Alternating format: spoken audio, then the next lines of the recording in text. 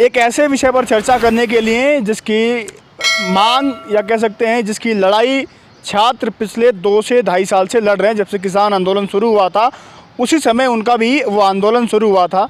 किसान आंदोलन में किसानों की जीत हुई, किसान अपने घर लौट गए हैं, लेकिन जो लड़के एसएससी जीडी वाले अपनी नौकरी के लिए, नियुक्ति पत्र के लिए जो लड़ाई लड़ रहे थे, वो लड़ाई आज भी बदस्तूर जारी है। दिल्ली से लड़ते लड़ते उनको लगा कि जब दिल्ली में सुनवाई नहीं हो पाएगी, दिल्ली के रोडों पर भटकने के बाद वो सीधे नागपुर पहुँचे और नागपुर से दिल्ली आने की जो उन्होंने एक मुहिम निकाली कि नागपुर से दिल्ली चलो, एक अभियान था, एक यात्रा था। वो यात्रा आते आते कई दिनों के कठिन सफ़र के बाद आगरा में रुक गया है। आगरा, हाँ, यूपी वाला आगरा में वो यात्रा रुक गया है। मेरे साथ इसमें डॉक्टर अवनीश यादव जी हैं, उनसे बातचीत करूंगा। मैं कांग्रेस के नेता हैं ये और समाज सेवक हैं, उनसे बातचीत करूंगा कि क्या लगता है कि किसान तो खुशी खुशी घर लौट गए, जीत हो गई, उनकी लड़ाई हो गई, जो लड़ाई थी उनमें जीत हो गई, लेकिन आखिर इन छात्रों को क्या लगता है कि न्याय कब मिलेगा, वो नियुक्ति पत्र कब मिलेगा, क्या छात्र सही हैं या गलत है, ये भी सवाल उठता है आपको। देखिए साहब, मुद्दा बहुत पुराना है। 2018 में एसएससी जीडी की फॉर्म निकला। 3 प्रोसेस होते हैं इसमें, रिटन होता है, फिजिकल होता है, फिटनेस होती है।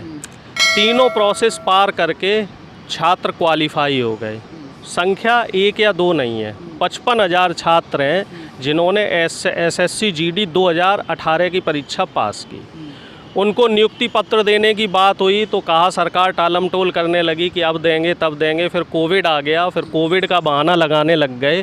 उसके बाद इन लोगों ने जंतर मंतर पे धरना देना शुरू किया। तकरीबन 1.5 साल इन्होंने जंतर मंतर पे प्रोटेस्ट किया। पुलिस ने इनके साथ बहुत दुर्भावनापूर्वक व्यवहार किया, मारा पीटा भी गया, इनको वहाँ से भगाया गया। फिर ये फाइनली नागपुर आए। नागपुर पे इन्होंने आमरण अनशन शुरू किया। तकरीबन 80 दिन इनका आमरण अनशन चला। लेकिन धोखे से सरकार के एक मंत्री रामदास अठावले इनको बोलते हैं कि मैं अमित शाह से आपकी मीटिंग करा दूंगा, आपकी मांग पूरी होंगी, आप ये प्रोटेस्ट ख़त्म करो, आमरण अनशन ख़त्म करो। छात्र भोले वाले थे, मान गए। इससे पहले भी राजनाथ सिंह, गडकरी जी, तमाम नेताओं ने इन्हें झूठे आश्वासन दिए और इन्हें दिल्ली से रवाना करवा दिया। तो इस तरीके से बीजेपी के कई नेताओं के इनके झूठे आश्वासन में फंसे।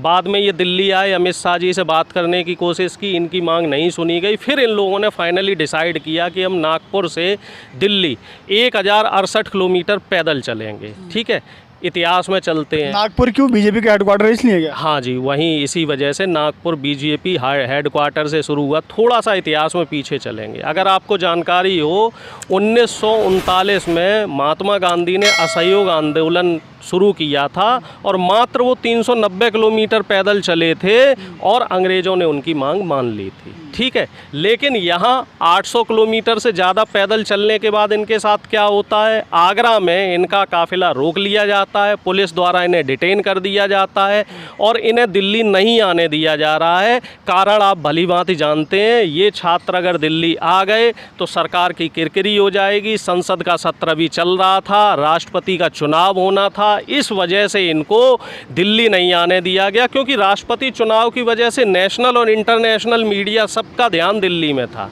और ये सीधा संसद ही पहुंचने वाले थे। और आगरा में चूंकि उत्तर प्रदेश का क्षेत्र है और उत्तर प्रदेश में भी बीजेपी की सरकार है और केंद्र में भी बीजेपी की सरकार है और डबल इंजन सरकार ने इन युवाओं को आगरा में ही रोक लिया है। और विपक्ष के जो नेता इनका सहयोग करना चाह रहे हैं, जो मीडिया के साथी इनका सहयोग करना चाह रहे हैं, उनको वहां जाने से रोका जा रहा है, उनके ऊपर झूठी एफआईआर की जा रही है। और ये तमाम जो प्रकरण है, ये साफ तौर पे दिखा रहा है कि सरकार की मंशा क्या है।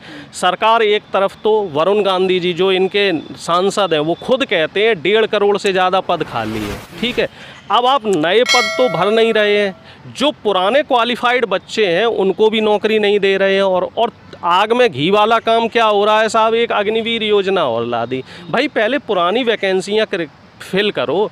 आदमी के शरीर में अगर कोई बीमारी होती है तो पहले वो पुरानी बीमारी का इलाज करता है या नई बीमारी खोजता है। आप पुरानी बीमारी का इलाज नहीं कर रहे हैं और नई बीमारी ढूंढने में लगे हुए हैं। तो सरकार का जो पूरा रवैया है, ये पूरा रवैया सरकार की जो मंशा है उस पर कहीं ना कहीं प्रश्नवाचक चिन्ह लगाता है। और जो दूसरा सवाल आपका था, किसान आंदोलन सफल हुआ लेकिन युवाओं का आंदोलन कब सफल होगा, तो मैं आपको बताना चाह रहा हूँ अभी किसान आंदोलन पूरी तरीके से सफल नहीं हुआ है। क्योंकि एमएसपी की मांग और जो किसानों को जो शहीदों का दर्जा देना था, मुआवजा देना था, तो ऐसे 3-4 मांगें अभी रुकी हुई हैं, उन पे कमेटी बन रही है और आगे चर्चा होगी।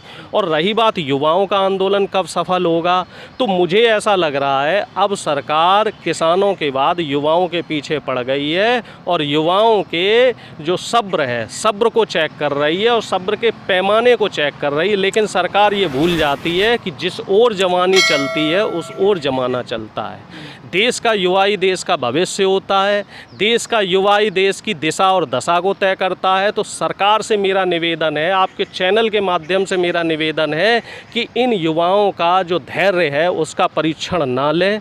युवाओं की जो मांगें हैं, जायज़ मांगें हैं, उनको कोई खैरात नहीं चाहिए, ये उनका हक है। उनको नौकरियां दी जाएं और इज्जत से उनको नौकरियां दी जाएं, ससम्मान उनको नौकरियां दी जाएं।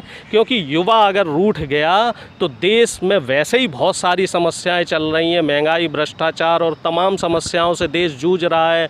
डॉलर और रुपया, ये बताने की ज़रूरत नहीं है क्या स्थिति है। तो जो युवा जो आपसे आस भरी नज़र से देख रहे हैं, तो कम से कम इनको तो संतुष्ट रखिए। क्या लगता है कि कौन सा ऐसा हौसला है या क्या उम्मीद है जो युवाओं को ऐसा कड़ा मतलब फैसला लेने पर या इतनी लंबी यात्रा करने पर? सामने तो जीवन मरण का प्रश्न है। जो युवा 2018 में वैकेंसी के लिए अप्लाई किया, तो आपको क्या लग रहा है वो 2 दिन का प्रोसेस है? कम से कम वो 5 साल से तैयारी कर रहे हैं। अब उनमें से ज़्यादातर बच्चे ओवर एज भी हो गए हैं, क्योंकि अपर लिमिट 21 साल या 22 साल होती है। तो वो युवा तो अब कहीं अप्लाई नहीं कर सकते हैं, उनको हार्डली मुश्किल से 1 या 2 अटैम्प्ट मिलते हैं। अब वो बच्चे क्वालिफाइड हैं तो वो बच्चे कहाँ जाएंगे? उनके सामने तो कोई रास्ता नहीं है। प्राइवेट में नौकरियां ख़त्म हो गई हैं। कोविड के दौरान तकरीबन 12,000 कंपनियां बंद हो गई और खुद इनके सरकार के आंकड़े ये बताते हैं कि 7 से 8 करोड़ लोग बेरोजगार हो चुके हैं। तो युवा के सामने तो कोई रास्ता ही नहीं छोड़ा है, सरकार ने कोई रास्ता नहीं छोड़ा है। सारे रास्ते सरकार ने बंद कर दिए हैं और जो सरकार की रोजगार देने की नीति है, ये नीति बिल्कुल ही गड़बड़ है। सरकार क्या कर रही है? गरीबों से लेकर अमीरों को देने का काम कर रही है, जबकि काम क्या होना चाहिए कि अमीरों से पैसा ले और गरीब और जो मध्यम वर्गीय युवा है इनको पैसा दे। इनको पैसा किस फॉर्म में दे? रोजगार के फॉर्म में दे। और जो ये बच्चे हैं, इनमें से ज़्यादातर बच्चे 90% बच्चे वो हैं जो ग्रामीण परिवेश से आते हैं, जो गरीब परिवार से आते हैं। इनमें से कईयों के परिवार में भरण पोषण के लिए और आमदनी का कोई स्रोत नहीं है। तो इन बच्चों के सामने तो मृत्यु ही है। लड़कियां भी हैं उसमें? लड़कियां हैं, लगभग 30% तो इसमें लड़कियां हैं। और कई लड़कियां ऐसी हैं जो शादीशुदा हैं, अपने बच्चों को 2-2 साल से, छोटे छोटे बच्चों को छोड़ के यहाँ पे लगी हुई हैं। तो सरकार को उनके विषय में सोचना चाहिए, सरकार को इतना निर्दयी नहीं होना चाहिए।